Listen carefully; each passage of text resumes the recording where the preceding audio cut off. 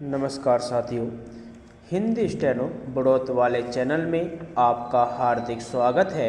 आज के डिक्टेशन रामधारी गुप्ता खंड 2 से प्रतिलेखन संख्या 65 90 वर्ड पर मिनट की स्पीड से होगी। तो आइए शुरू करते हैं। डिक्टेशन शुरू होगी 5 सेकंड बाद।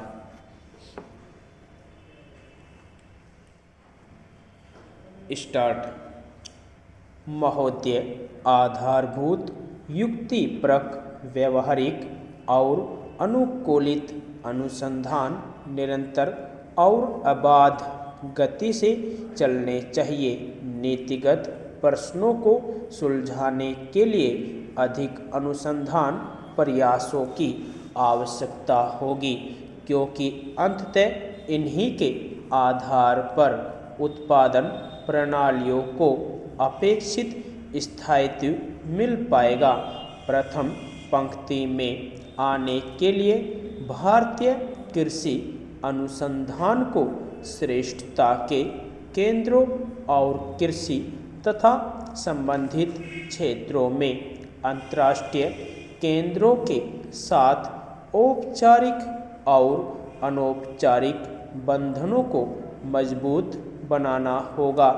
बदलते परिवेश में किसी भी तंत्र की दक्षता और प्रभावशीलता परखने के मानदंड भी मात्रात्मक से गुणात्मकता की ओर परिवर्तित हो रहे हैं।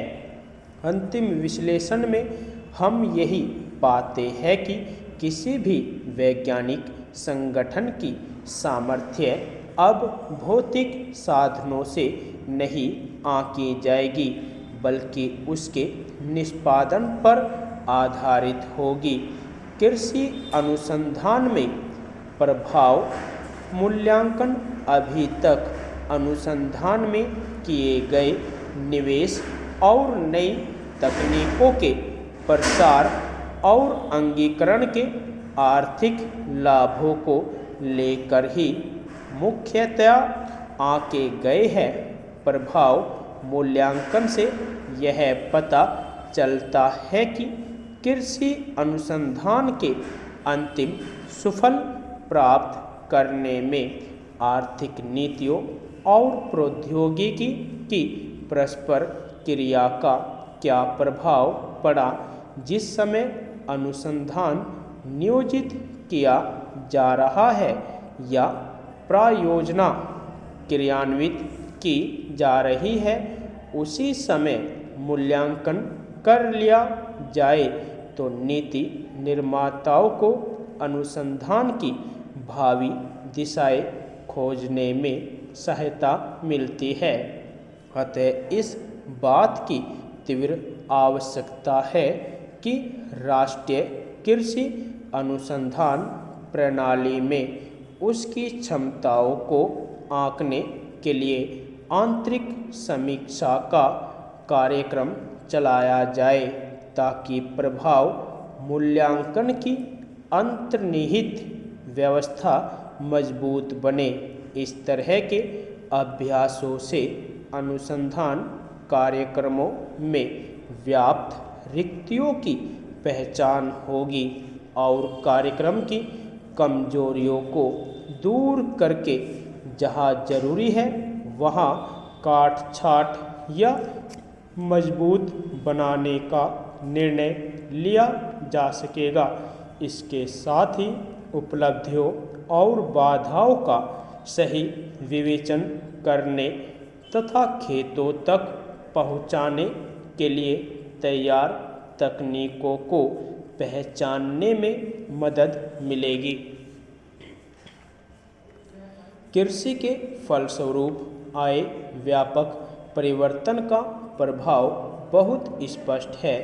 जैसे कि सन 1961 में प्रति व्यक्ति खाद्यान्न की कुल उपलब्धता 468 ग्राम थी, जो कि 55 साल बाद सन 2001 में 40% बढ़कर 2 किलोग्राम प्रति व्यक्ति प्रतिदिन हो गई है। 101 करोड़ की आबादी को देखते हुए यह उपलब्धि थोड़ी नहीं है। भूख और खपत के बीच की असमता को समाप्त करना समाज के सभी वर्गों को सामर्थ्य के अनुसार उचित दामों पर राशन उपलब्ध कराना और विविध कृषि उत्पादों और प्रशोधित उत्पादों के निर्यात में वृद्धि और आयात में कमी, अनाज और खाने के तेल के निर्यात में कमी से विदेशी मुद्रा की बचत को अलग करते हुए भी कृषि क्षेत्र से निर्यात की राशि गत वर्ष 100 अरब रुपये की सीमा को पार कर गई। इन उपलब्धियों के बावजूद और मांग में वृद्धि को देखते हुए कृषि उत्पादन की ओर से आपूर्ति में भी वृद्धि का वही स्तर बनाए रखते हुए भी हम अपनी भावी आवश्यकताओं को ध्यान में रखते हुए किसी भी तरह की ढील नहीं दे सकते।